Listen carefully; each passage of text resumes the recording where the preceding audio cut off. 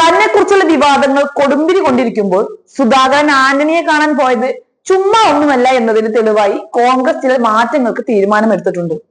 അതിൻ പ്രകാരം KPCC അധ്യക്ഷനെ മാത്രം മാറ്റുന്നതിന് പകരം സംസ്ഥാന കോൺഗ്രസിൽ സമ്പൂർണ്ണ അഴിച്ചുപണിക്ക് നിർദ്ദേശം നൽകിയിരിക്കുകയാണ് പാർട്ടി മുൻ അധ്യക്ഷ സോണിയാഗാന്ധി.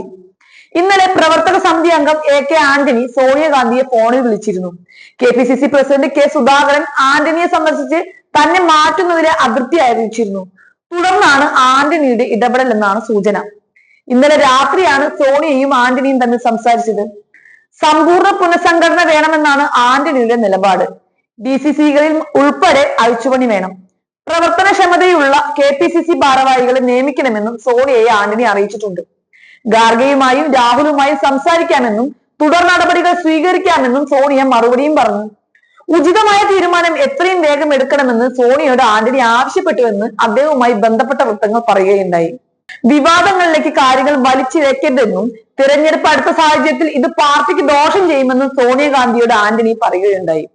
തിങ്കളാഴ്ച ഉച്ചയ്ക്കാണ് ആന്റണിയുമായി K സുധാകരൻ കൂടിക്കാഴ്ച നടത്തിയത്. ആ അവസരത്തിലാണ് സതീശന് നേരെ തിരിയാൻ ആന്റണിയെ സുധാകരൻ സ്കൂ കയറ്റിയത്. തന്നെ മാത്രം കുരിശിലേറ്റി ആരും അങ്ങനെ കേമനാവണ്ട എന്നാണ് സുധാകരന്റെ പ്ലാൻ. കുടുങ്ങുമെങ്കിൽ എല്ലാവരും ഒരുമിച്ച് തന്നെ കുടുങ്ങട്ടെ.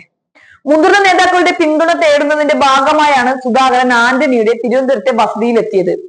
AICC ജനറൽ സെക്രട്ടറി ദീപദാസ് മുൻഷിയുടെ റിപ്പോർട്ട് ഏകപക്ഷീയമാണെന്നാണ് സുധാകര പക്ഷത്തിന്റെ നിലപാട്. സുധാകരന്റെ പകരക്കാരനായി ചർച്ച ചെയ്യപ്പെടുന്നവർക്കെതിരെയും ചില മുതിർന്ന നേതാക്കൾ രാഹുൽ ഗാന്ധിയെ അതൃപ്തി അറിയിച്ചിട്ടുണ്ട്. അതേസമയം പുനഃസംഘടന വൈകുന്നതിൽ രാഹുൽ ഗാന്ധി കടുത്ത അതൃപ്തിയിലാണെന്നാണ് വിവരം. അതേസമയം കാര്യങ്ങൾ കൈവിട്ടു പോയതിന്റെ അങ്കലാപ്പിൽ തന്നെയാണ് VD സതീശൻ അടക്കമുള്ള മുതിർന്ന നേതാക്കൾ. ചക്കിനി വെച്ചത് കൊക്കിന് കൊണ്ട അവസ്ഥയിലായി കാര്യങ്ങൾ. സത്യം പറഞ്ഞാൽ നേതൃമാറ്റം വലിയ വിഷയമൊന്നും ആവില്ലായിരുന്നു. നേതൃമാറ്റം എന്ന പ്രചാരണം ഏതാണ്ട് അടങ്ങിയ ഘട്ടത്തിലാണ് ഖാർഗെയും രാഹുലും സുധാകരനെ കൂടിക്കാഴ്ചയ്ക്ക് വിളിച്ചത്.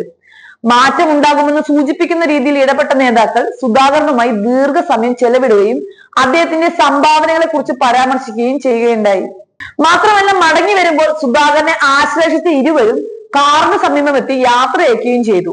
നേതാക്കളുടെ ഇടപെടലിൽ സന്തുഷ്ടനായ സുധാകരൻ നിയമസഭാ തിരഞ്ഞെടുപ്പ് വരെ തുടരാൻ ആഗ്രഹം അറിയിച്ചെങ്കിലും അന്ന് തന്നെ പുതിയ പ്രസിഡന്റിനെ പ്രഖ്യാപിച്ചിരുന്നെങ്കിൽ പൂർണ്ണ മനസ്സോടുകൂടി അംഗീകരിക്കാൻ സന്നദ്ധനുമായിരുന്നു. എന്നാൽ പ്രസിഡന്റ് സ്ഥാനത്ത് നിന്നും മാറ്റുമെന്ന് സുധാകരനോട് സ്പഷ്ടമായി പറയാതിരുന്ന നേതൃത്വം പകരക്കാരനെ പ്രഖ്യാപിക്കാൻ മടിക്കുകയും ചെയ്തു. കേരളത്തിൽ മടങ്ങിയെത്തിയ സുധാകരൻ തന്നെ മാറ്റുന്നതിന് മുന്നോടിയായിരുന്നു കൂടിക്കാഴ്ച എന്ന പ്രചാരണത്തിൽ ആകെ അസ്വസ്ഥനാവുകയായിരുന്നു. തന്നോട് പറയാതെ പകരക്കാരനെ തീരുമാനിക്കുമെന്ന് വന്നതോടുകൂടി പ്രകോപിതനുമായി.